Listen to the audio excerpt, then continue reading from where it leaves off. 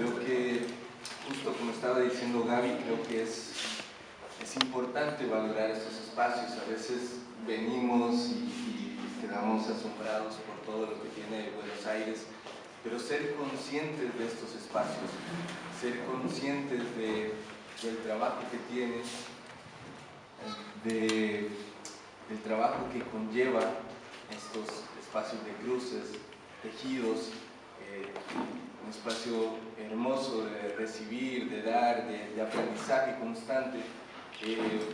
Creo que es importante como hacer conciencia de eso y estos rituales de convivencia y de algo muy bonito, de una energía muy especial. Ahora, hilando un poco sobre el trabajo de Centroamérica, que Gaby lanza la primera pregunta, ¿verdad? Hay un concepto que para mí es importante, que es el teatro, que parte del teatro comparado que aborda Dubati, que probablemente ustedes lo conocen más que yo. Él menciona o aborda un poco este concepto en la cátedra de Bergman en México, en la UNAM, y lo que plantea es que el teatro latinoamericano tiene que tener un foco distinto, no es menos que el europeo, sino que tiene que verse o percibirse desde otro espacio, desde otras texturas, desde su territorio. Entonces, si quieres pasamos la diapositiva. Cuando hablamos de esta territorialidad, hablamos de un cuerpo geográfico en movimiento, el cuerpo del autor, del actor, del intérprete, de esta máquina escénica, un contexto del país que lo termina permeando y termina desarrollando distintos elementos, y el contexto de cruce, es lo que más o menos plantea Dubati. Quiere decir que no hablamos de un teatro costarricense, sino de teatros costarricenses. Con esto quiero decir, en Limón, una provincia costarricense, tiene mayormente personas afroamericanas, ¿verdad? Africanos que fueron a trabajar o fueron esclavos que fueron llevados a Costa Rica para poder sacar bananos.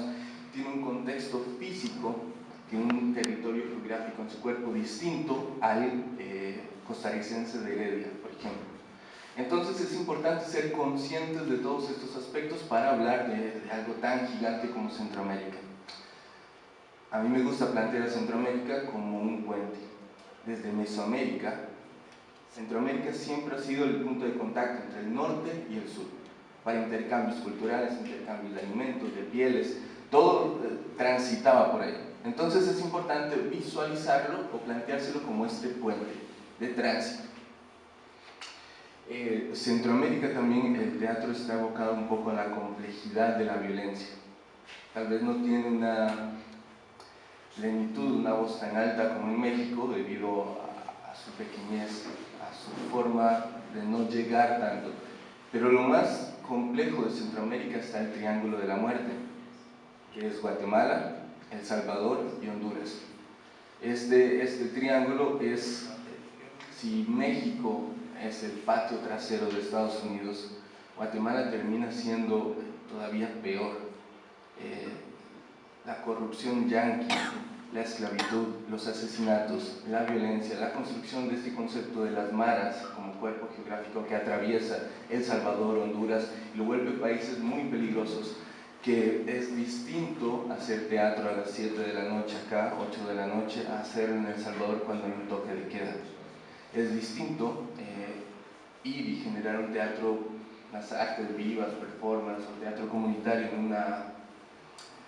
una prisión aquí en Buenos Aires o en Brasil o no sé, Costa Rica, a hacerlo en El Salvador como lo hace el Teatro del Azoro, que son 3 mujeres espectaculares que van y hablan sobre la violencia que viven en El Salvador. Donde ser mujer en El Salvador es distinto a hacerlo en Francia, ¿no? Hay ciertas luchas que son muy violentas y que de pronto la voz no se corre. Un claro ejemplo fue un trabajo que me invitaron a hacer en el 2017 en Guatemala. El 8 de marzo asesinaron a 54 niñas. Las metieron en una habitación y las encendieron en fuego. Cuando yo escucho esta noticia, el Centro Cultural de España plantea la posibilidad de ir a hacer un concurso de dramaturgia o como una especie de pasantía, un taller, ¿verdad? una beca para hacer este proyecto. Yo planteo el proyecto, justo había pasado unos meses, seleccionado, y al llegar hay una complejidad mayor por afrontar lo documental que ya pasó, afrontar el suceso que está aconteciendo. Cuando yo llego, el suceso está sucediendo, la investigación está ahí. Lo primero que me encuentro es la diferencia entre el monumento y el altar. El monumento es esta, ¿verdad?, cuestión, elemento incluso decorativo, simbólico para representar, volver un honor, significar algo, y el altar, como lo llaman ellos, que hicieron en el lugar junto al palacio, por ejemplo, donde está el presidente, un pequeño altar para recordar el dolor, para vivenciarlo, para activarlo, un espacio de intervención ahí, que lo único que tienen son candelas y un poco trabajar sobre la piedra, los dibujos de más nada. Es distinto de pronto desaparecer, incluso en México, que hay un poco de voz, a desaparecer en Guatemala. Es muy distinto. La muerte es absoluta. Cuando llego y me encuentro, empiezo a hacer entrevistas semiestructuradas con los chicos de ahí, el técnico, casi siempre los técnicos, ¿verdad?, nos movemos más, sabemos un poco las... Él me dice, yo no quiero hablar de esto, porque si hablo de esto, tengo que hacer algo, y no quiero desaparecer.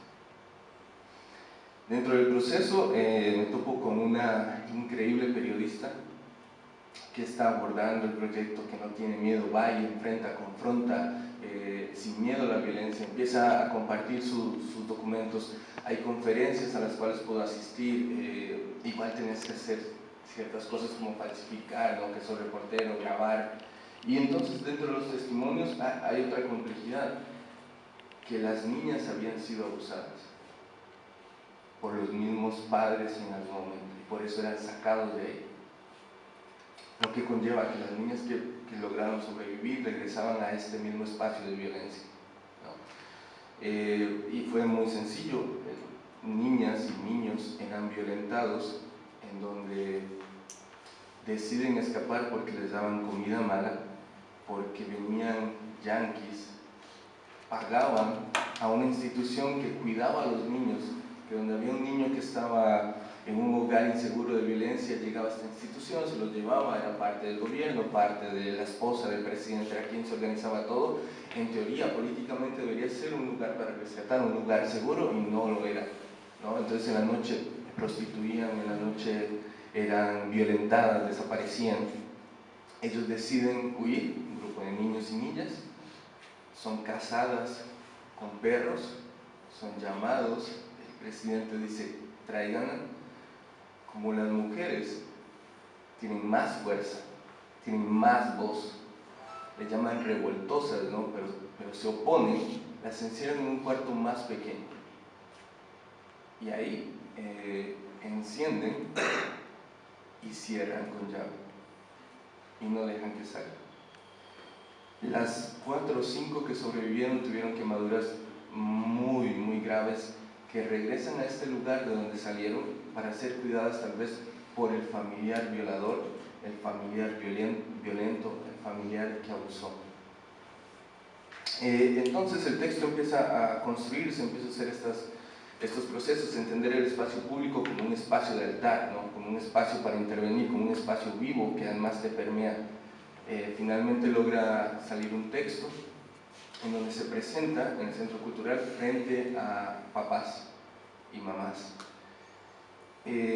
También, ¿verdad?, hay estos papás, estas mamás que buscaban que sus hijos estuvieran bien, que se los arrancaron, abuelas que realmente cuidaban de ellos, pero buscaban que el desarrollo de las niñas no se había deteriorado, entonces buscaban sacarlas, ¿no?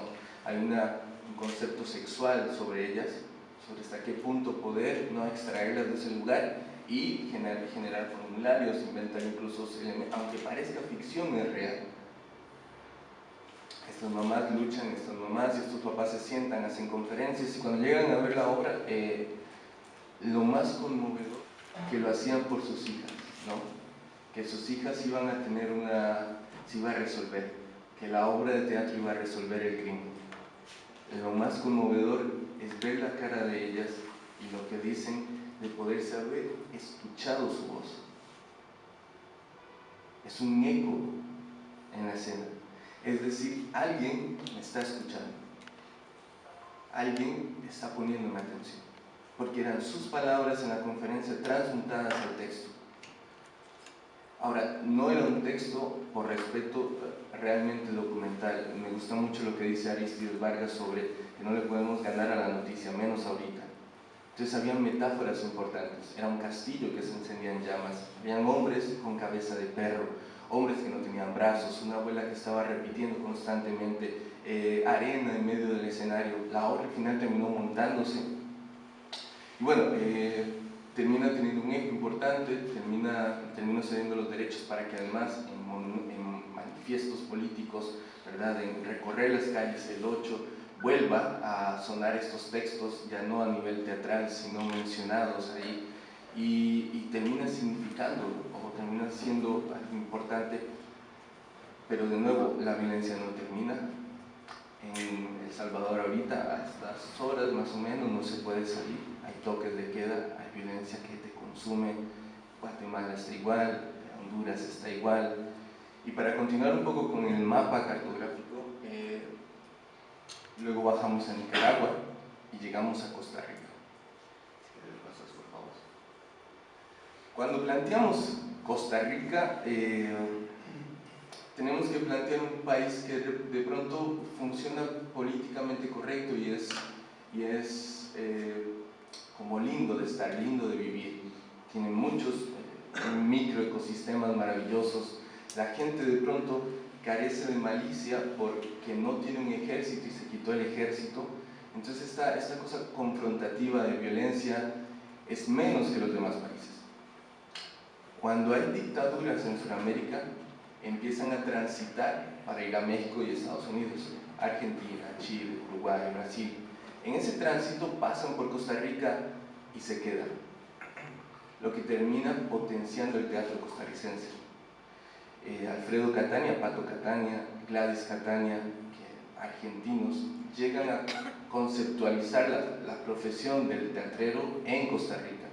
Llegan en 1968, colocan una carpa de circo y empiezan a contar, empiezan a actuar, a escenificar historias para ser contadas de Osvaldo Dragón.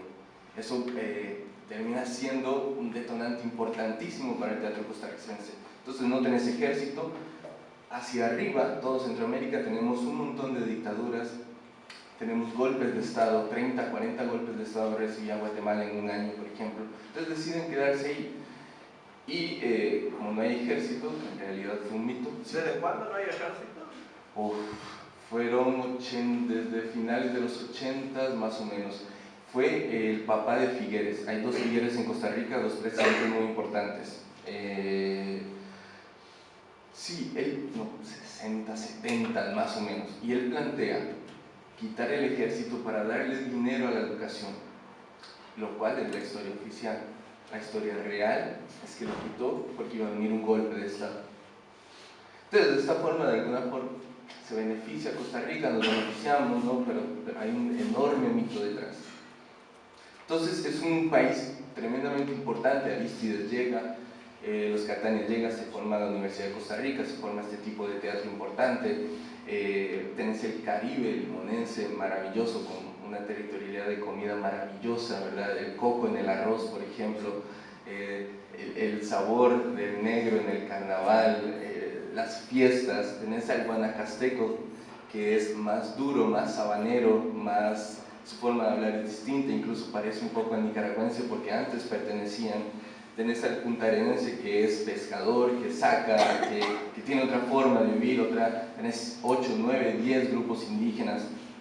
Tenés en Guatuso un patrimonio histórico de la humanidad de ingeniería civil que es similar a Machu Picchu, por ejemplo, que todavía es funcional. Entonces tenés cosas importantes, micro ecosistemas muy interesantes. Y eso termina generando un importante espacio teatral, pero posteriormente termina generándonos también a nosotros algo problemático, y es que el teatro que empieza a funcionar empieza a copiar distintos elementos de México, de Estados Unidos, como la novela.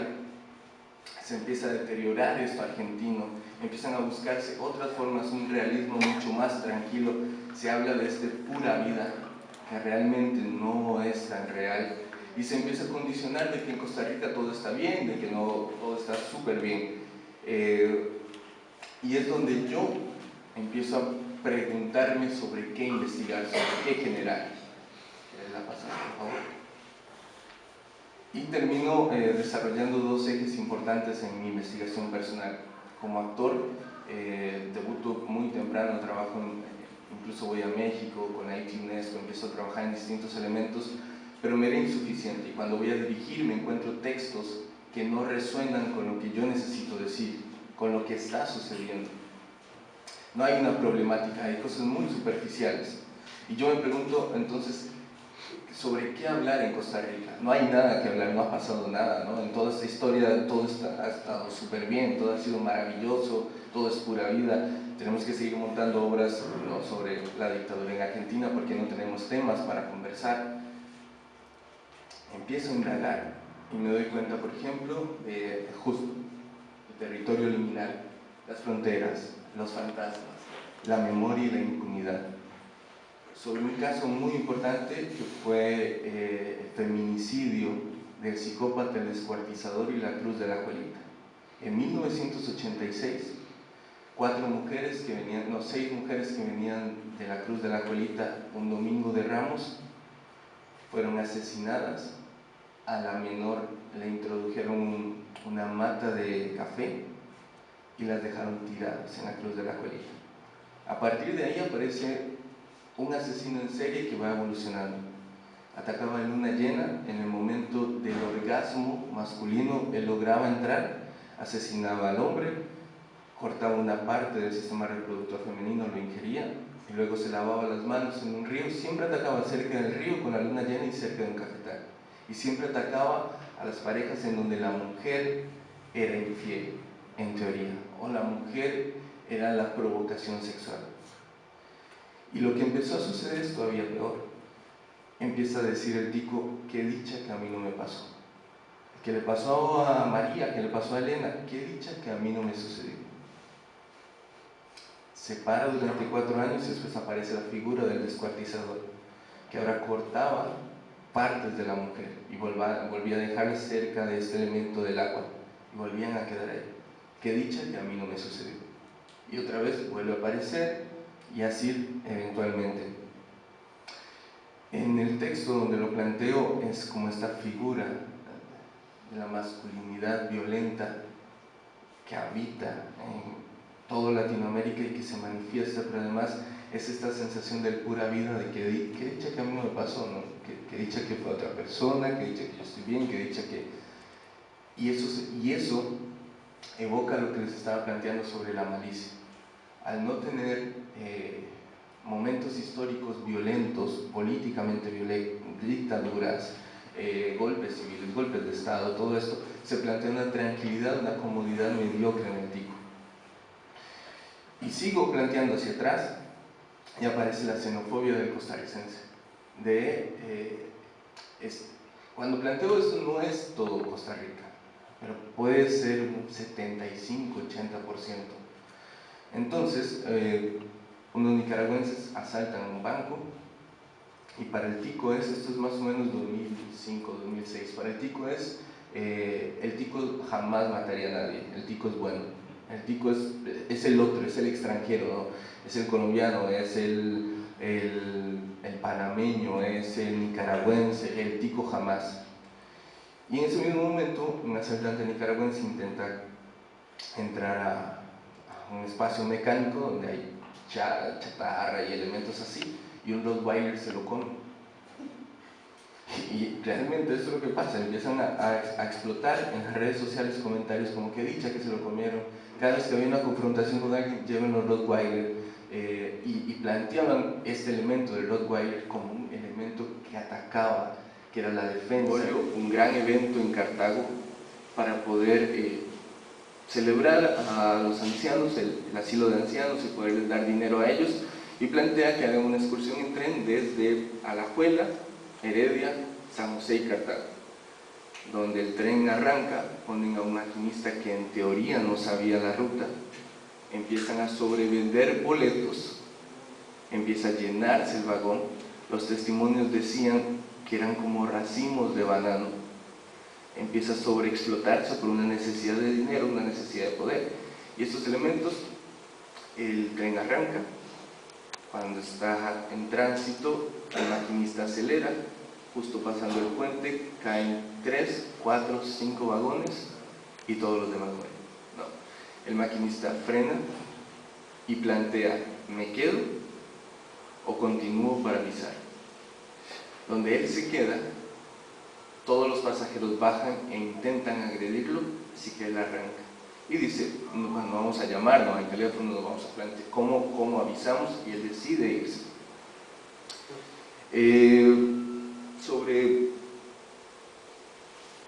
Sobre este proceso, lo hice mientras hacía mi posgrado en la UNAM, y era tomar la fotografía al principio como el punto más importante.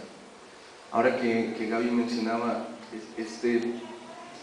Didi Huberman es un maravilloso sobre sostener el momento, ¿no? Sobre lo documental, documentar el suceso. Entonces la fotografía era el punto de partida en un inicio. Ese estudio de la fotografía para poder plantear personajes, para poder entender el suceso y poder hacer una recolección de la información para tratar de abordar lo más real, lo más cierto del acontecimiento. Entonces esta fue un poco la estrategia de investigación, que prácticamente fue una recolección, selección y clasificación de este material.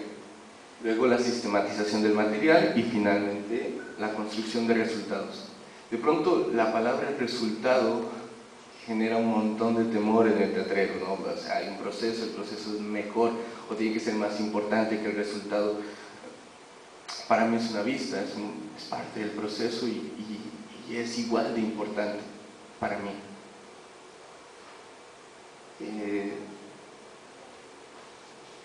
La primera parte entonces evoca hacia la recolección, recolectar todo el material fotográfico, testimonios, videos, todo lo que había de la tragedia, empezar a encontrar ese tipo de información, luego hacer una selección. Cuando hables de selección tiene que haber una empatía del autor.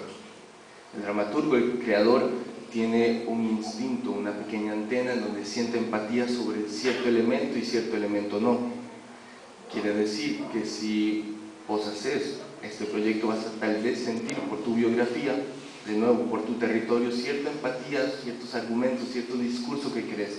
Entonces esta selección es distinta, cada uno varía mucho. Luego hay una clasificación del material, sobre qué fotografías son importantes, sobre qué periódicos tienen elementos que te puedan dar mucha información. Y viene el tipo de sistematización, que es intervenir, es clasificar, es generar esta conciencia sobre el material que tenés. Para esto se utilizaron más o menos 3 autores. Panofsky, que habla sobre el gesto en la fotografía. Del gesto podemos plantear la acción, ¿no? Pavis, Panofsky hablan de que un cuerpo habla, un cuerpo tiene un gesto. A partir de cierta cantidad de gestos en la fotografía podemos decir que hay una acción ahí concreta, que te termina detonando ciertos elementos. Luego Mitchell hizo artículos sobre qué es la imagen. A mí me encanta Mitchell porque él plantea de percibir la imagen no solo visual, sino también olfativo, textura, gusto. Cuando estaba estudiando la licenciatura en artes dramáticas, tenía una profesora que me decía, ¿sentís? Yo estaba haciendo Hamlet, ¿sentís el fantasma de Hamlet? Ahí está. Y uno trataba de verlo y lo estaba intentando percibir, sí lo estoy viendo, lo ves, sí, y uno lo busca, aquí está el fantasma de... No, para dar esta veracidad. De pronto, ¿qué tal si el fantasma de Hamlet tiene un olor a menta? ¿Cómo estimulas el cuerpo del actor con algo real y concreto? ¿Qué tal si el fantasma de Hamlet de pronto es este frío que entra en el escenario? Plantearse la imagen como un estímulo concreto para el actor. Y luego tenemos a Morris con el libro Fundamentos de la teoría de los signos, que es transformar todo esto ya a un elemento significante, ¿verdad? Cínico, una metáfora en el escenario. Lo que hice fue una parte de categorías donde mantenía como el nombre y el número del periódico, el título del periódico, la fecha del periódico, la cronología, el recorrido, las víctimas y responsables. Esto hablando de Panofsky y el contexto, ¿no? Una forma primero muy concreta de decir qué sucedió, qué es lo que dicen esta información que sucedió. Por favor. Luego transformarlo, llevarlo un poco más hacia lo escénico. Elementos de la fotografía, objetos, cuerpos humanos, objetos que empezaran a resaltar. Luego acciones, ¿qué acciones podía yo inferir ahí? Uno de los ejemplos más hermosos fue pensar que el machismo en Costa Rica era brutal en 1926, ¿no? que la mujer, este gran mito con esta tragedia, iba a quedarse observando, ¿no? Iba a estar asustada, llorando. En una de las fotografías, una de las mujeres estaba en el medio del río, sosteniendo su vestido y sacando cuerpos. Eso es un discurso que destruye totalmente cualquier mito machista, cualquier coraza, y te abre un importante camino para la construcción de este texto. No es que yo quiera plantear un texto que resalte la figura de la mujer, ¿verdad? No, es que lo está. Ella misma lo plantea, ella misma se ha resaltado, que se ha evidenciado y que se ha invisibilizado. Luego la imagen a partir de la percepción de la fotografía, sonidos como medios digitales, la dramaturgia que te puede dar la misma fotografía. Y ya pasando como más hacia lo escénico, el espacio teatral que yo pueda apropiarme de esa fotografía, de esos documentos, el ritual que existe ahí, los movimientos escénicos que yo pueda inferir, los personajes, el vestuario, la luz, la escenografía y las situaciones. Eso es un poco así, brutalmente los cuadros, era un trabajo larguísimo, tedioso, en los detalles está el diablo, entonces tenía que rehacerlo muchas veces, pero era muy importante tener y corroborar toda la información. Un poco del trabajo de la intervención fotográfica, porque una vez que termina lo duro de la información, tienes que acercarte, o para mí era importante acercarme desde otro lado, desde intervenir la fotografía, desde recortarla, dibujar encima, pintar encima, destruirla, quemarla, volver a cenizas, y desde ahí apropiarme de ciertos elementos. Pueden ver como partes sobre escrituras ahí, trabajo sobre ello, y luego pasar a la sistematización, que era después de este trabajo de razón, de lo plástico, pasar ya a la información que para mí era importante, que eran situaciones, personajes, objetos, vestuario, textos, elementos del ritual y acciones concretas, todo desde el material. Y planteo un concepto muy interesante que es el del ecosistema escénico. Ver el espacio escénico como un ecosistema.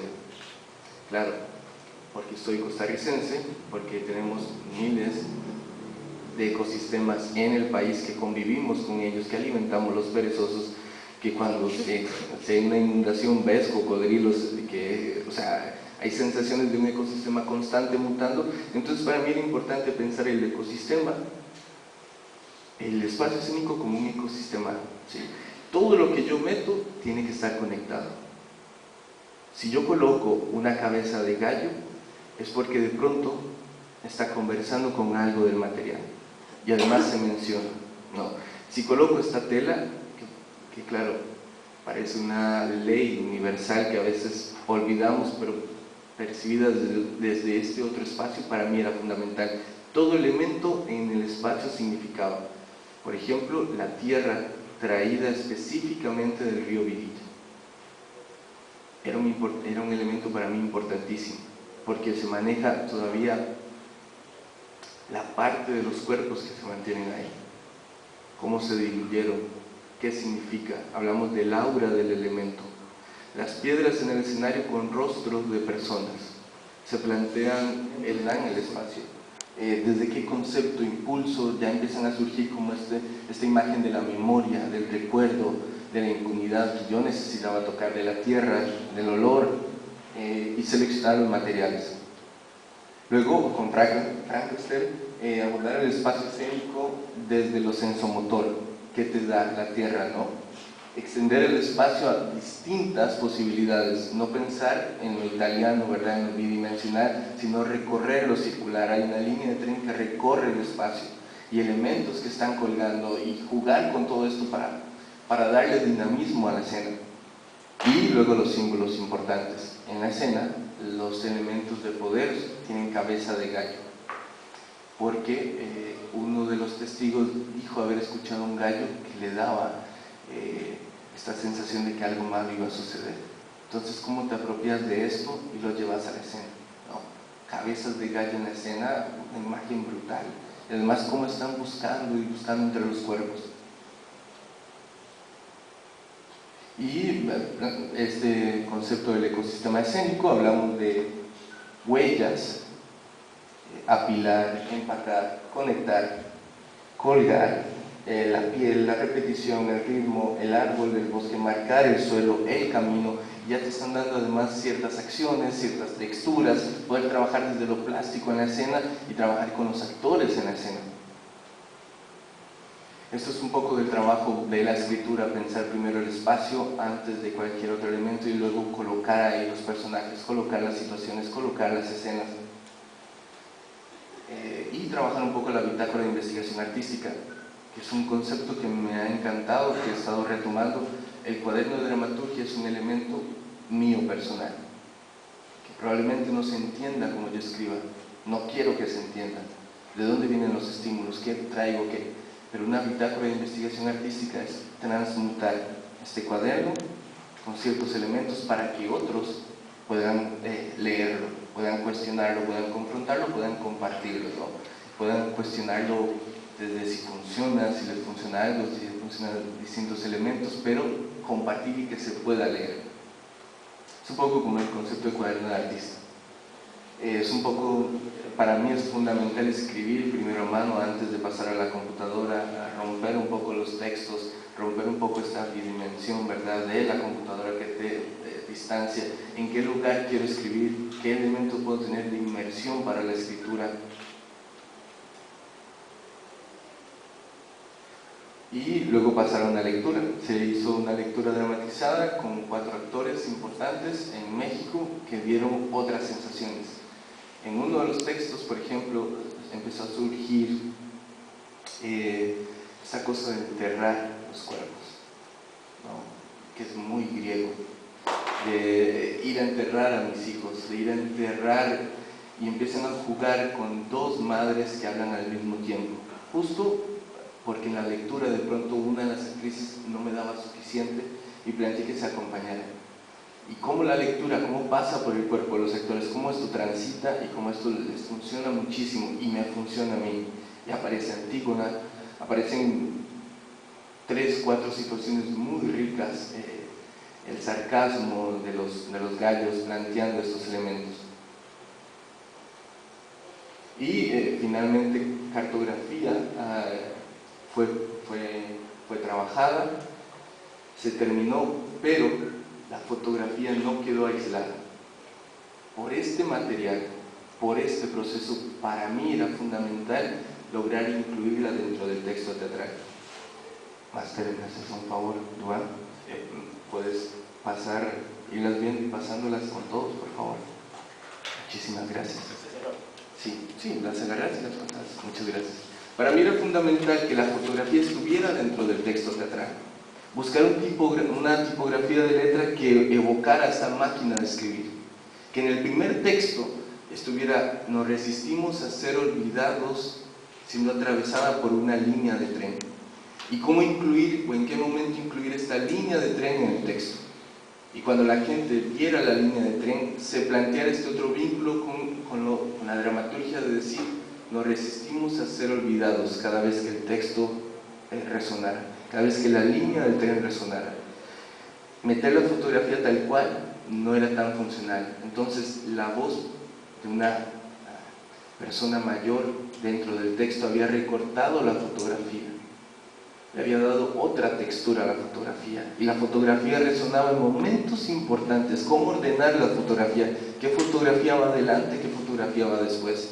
¿En qué momento iba? ¿En qué momento no romper el balance estético? Y plantear y darle este dinamismo, y de pronto en qué momento necesitas ir leyendo, y cuando te topas la fotografía del niño sobre la piedra, respiras. Y de pronto podría haber sonado muy pretencioso, pero llegó a funcionar. Entonces la lectura ya tenía otro espacio, tenía otra dinámica y tenía otro concepto. Y para mí era importante.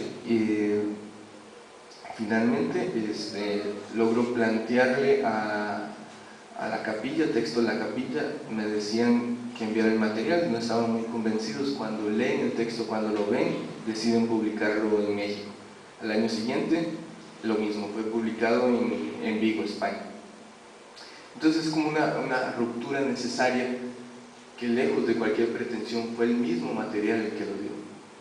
Fue esa misma necesidad, lo dice Angélica Líder, muy importante, de que cuando las palabras ya no son suficientes, cuando por más que yo describa a este niño, estar ahí, esta fotografía de Miralles, que es un maestrísimo, para citar a Gabriel, entonces te da más. Que en 1926 él con su cámara tomara esas fotografías y evocara el recuerdo y fuera llevado ahí, fuera encarnado ahí, fuera transmutado ahí, para mí era fundamental que eso sucediera.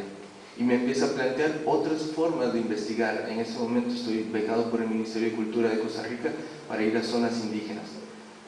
¿Cómo abordar la dramaturgia desde el oral del indígena, desde los símbolos del indígena? Si yo empiezo a escribir un texto, hola, ¿cómo está?, mato totalmente esta figura, esta construcción.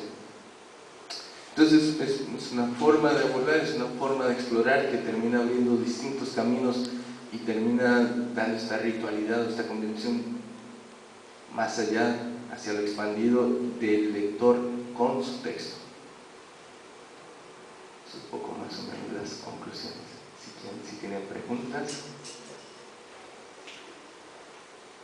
Es una mujer espectacular, poeta, escribe maravillosas.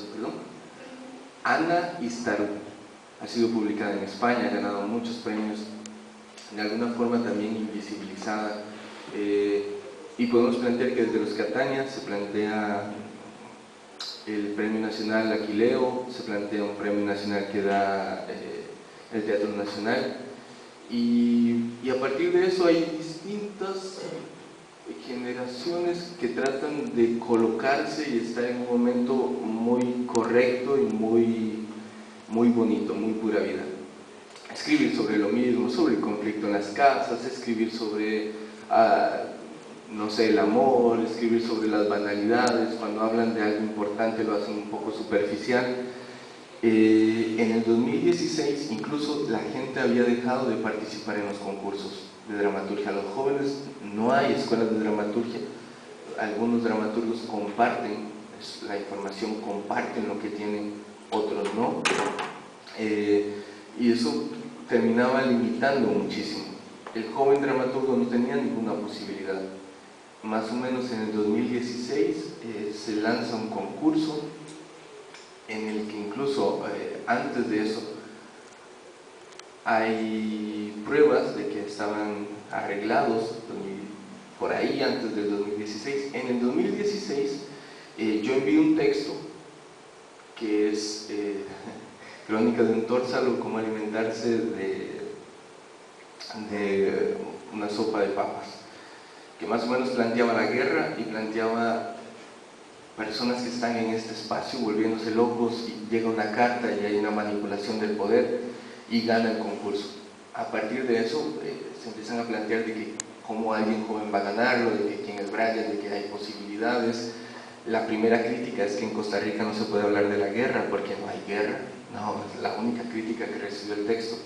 En el 2017 siguen saliendo otros textos, empiezan a participar otros dramaturgos jóvenes, estos dramaturgos que estaban muy cómodos, que estaban en su espacio, dejaron de participar, nos empezamos a apropiar de muchos espacios, ganar de pronto un premio o un concurso lo que hace es nada más legitimizar un poco tu trabajo y darte apoyo para continuar, pero había también una confrontación sobre lo que se escribía. La violencia no era permitida en los textos. Lo grotesco, lo brutal, no era funcional en Costa Rica. Era lo primero que se invisibilizaba, era lo primero que todos rechazaban. ¿Sí? ¿Era explícitamente censurada la violencia o tácitamente? Políticamente, maravillosamente. Yo escribí con un taller que hicieron, por ejemplo, y habían ciertos textos que hablaban de un suceso, de un futbolista, de una forma muy cómoda, como quién había sido él. Esos textos recibieron cierto apoyo. Cuando se leyó el mío, que era una pareja de drogadictos que alquilaban su hija a este futbolista, que es brutalmente real, y mientras él la está violando, está cobrando y ella es menor de edad, ellos están afuera del cuarto consumiendo y se escucha todo. Ese texto muy sutilmente dijeron: no, eso no sucede, eso no debería estar. ¿Perdón?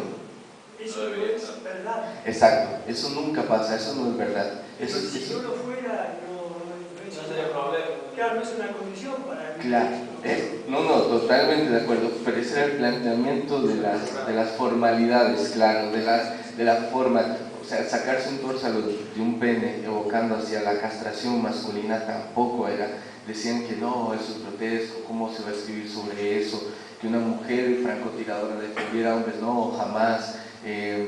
Y así, incluso en Tres pesadillas de un hombre con cabeza de gato que gana el premio nacional, que es sobre estos feminicidios, la primera censura: no, ¿por qué le pones cabeza de gato? Quítala, ponele un pasamontañas y pones... Esas son las críticas que terminas enfrentando y que decidís si ceder o no. Sí. ¿Son críticos de espectáculos o dramaturgos? En Costa Rica hasta ahora hay un crítico. El crítico, la única crítica que hizo de este texto es que no debería de escribirse sobre la guerra en Costa Rica, debería escribirse sobre el café, sobre el agua dulce. Hay una editorial que te publica y que esa editorial dijo: ¿para qué cabezas de gato? No se entiende. Mejor ponerle pasamontañas, ¿no? Y la cabeza de una sonrisa burlona, porque una de las víctimas se presentó el asesino con la sonrisa burlona. Entonces rompen un poco la semiótica y así van sutilmente destruyendo, por más joven entonces termina siendo tóxico y vos cedes o no cedes. ¿Y cómo fue porque estamos hablando desde la dramaturgia, me preguntaba en lo escénico, Claro. una vez que estaba montada la obra con un público que por ahí no es el público que lee un texto, porque Claro. estamos preparados, un público en general, Claro. en esto de contar la historia de Costa Rica y no estar siempre contando la historia de afuera, contar lo que a nosotros nos pasa. ¿Cómo fue esa recepción? Claro, hay dos momentos importantes. Cuando se hace un estreno de un concurso como el premio, un concurso nacional, llega el estreno, la crema, ¿verdad? Los más importantes teatreros se plantean: y no, está joven, escribir sobre eso, no, que no va, le falta mucho, mira, va a tener algún potencial, no, el tórsalo saliendo del pene, no, eso es muy grotesco, tienes que escribir más poético, más...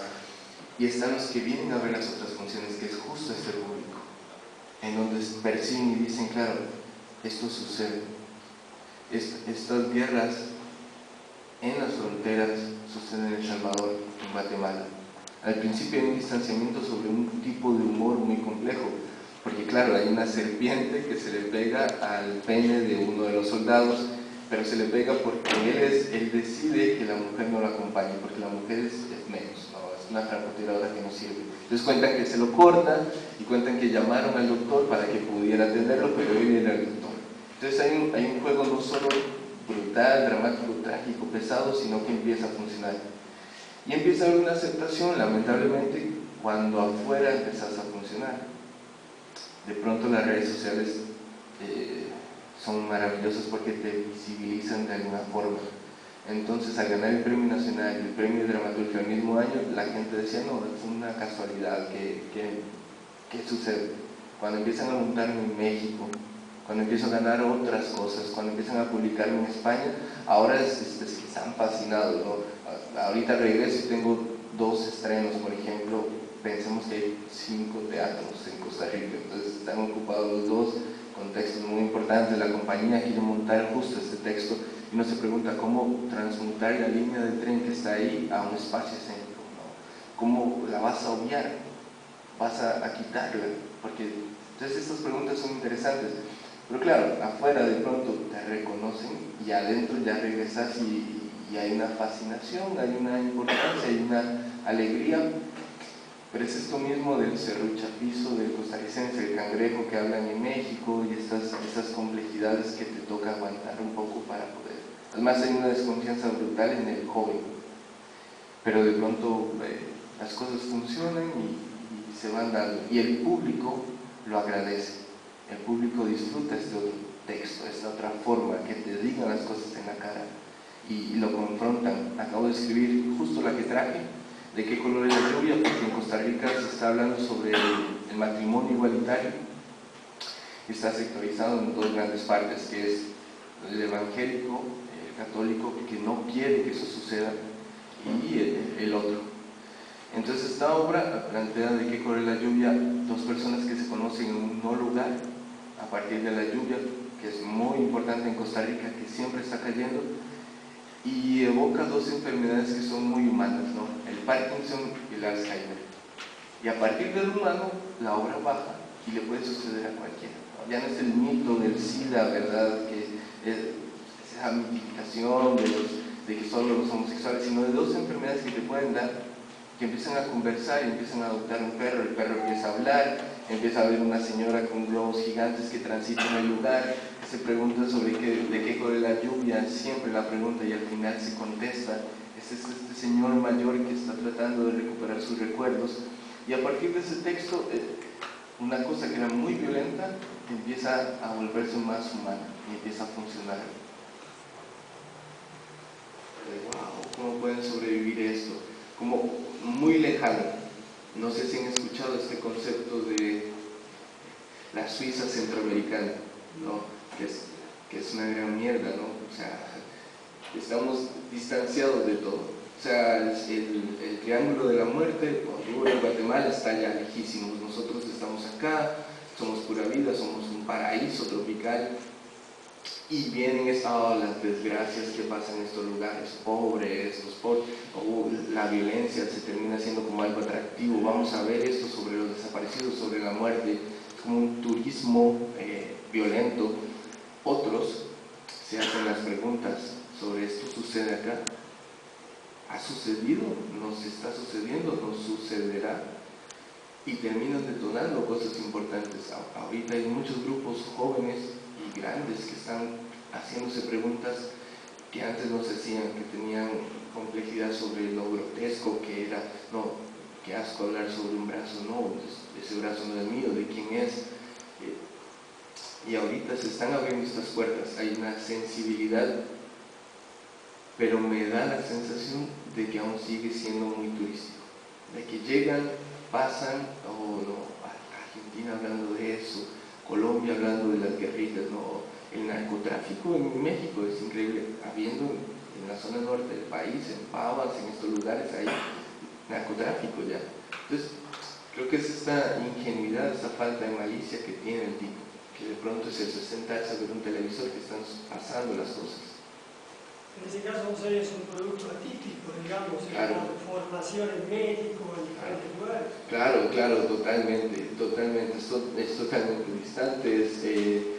Muchos están saliendo para terminar de formarse, incluso en el cuerpo hablando otra vez del territorio, el cuerpo del actor costarricense de pronto tiene otras cosas, el cuerpo del actor mexicano tiene otras, ¿verdad? Lavan, que trabaja un poco sobre el movimiento físico, plantea de que el gringo siempre camina hacia adelante pensando en el futuro a conquistar. El japonés camina siempre con el peso de toda la historia.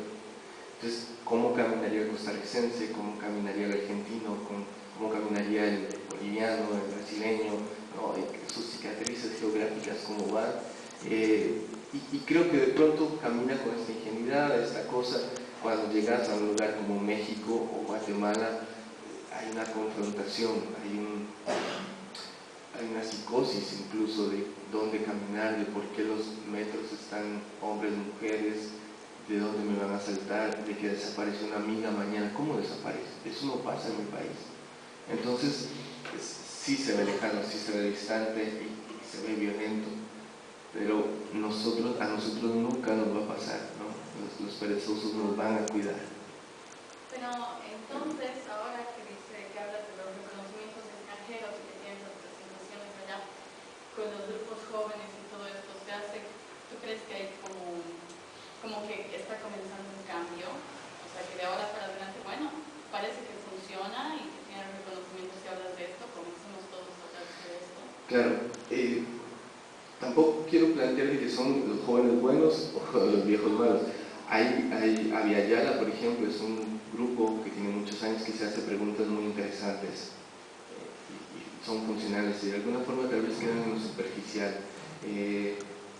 Teatro Ubú también hace cosas muy interesantes que terminan siendo potentes, pero es una realidad que con las redes sociales, con la velocidad de la información, justo los hipervínculos, empieza a haber una sensación y una empatía con estos sucesos. Antes era muy difícil agarrar un avión para venir a Buenos Aires, era muy caro. Ahora tener la posibilidad de ir con tu grupo a hablar de una cosa que decís, mira, esto es a México, a Bolivia, a Ecuador, y cuando llegas ahí decís, no, pero aquí están hablando de otra cosa. Jóvenes, 20, 21 años, lo que yo planteo es distinto, y esto es otra cosa, y esto pasa en mi país. Entonces regresan con este virus y empiezan a contagiar, y empiezan a hablar de los recuerdos, de la memoria, y las universidades creo que están tomando la postura de poder investigar sobre eso. Ahorita que entré como profesor de la UCR es plantear la problemática que a veces no lo tenemos, ¿no? ¿De qué? ¿Por qué? ¿No? Además de la experiencia estética, que es maravillosa, ¿qué vamos a aprender? ¿Qué vamos a problematizar en el arte? ¿Qué voy a problematizar yo? ¿Recuerdo a los desaparecidos? Esas preguntas están funcionando y están llegando mucha gente de afuera que termina de volver este virus importante. Y creo que sí, que los jóvenes, hay grupos que están haciéndose preguntas muy interesantes, algunas superficiales, algunas todavía más profundas que terminan de dialogar con Latinoamérica. Estamos un poco ya entrando en este espacio.